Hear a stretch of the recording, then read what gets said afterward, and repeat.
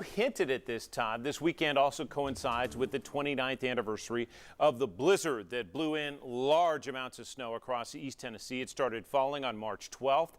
That was again 29 years ago. Those flakes amounted to a record 15 inches in the valley. The National Weather Service said the superstorm of 1993 marked the deadliest and most costly weather event of the 20th century.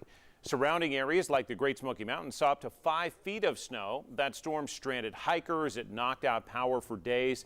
The National Guard rescued more than 200 hikers in the Smokies. Mount LeConte buried under 60 inches of snow, and in total, more than 270 people died in that storm system. Almost 10 million people lost power. We want to take a look back at what it was like to live through that storm. Take a listen.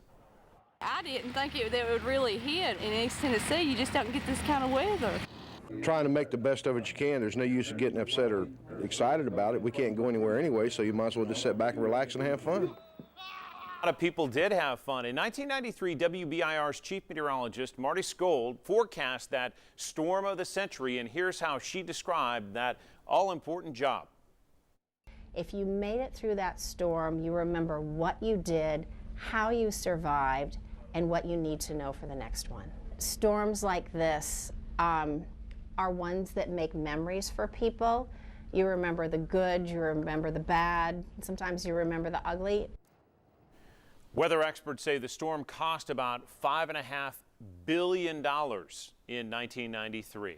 If you'd like to learn more about the blizzard of '93, we have a playlist on the WBIR YouTube channel. You can see some of the videos from that playlist right now on your screen. Just search for WBIR Vault Blizzard of 1993 coverage in East Tennessee, and you'll find it.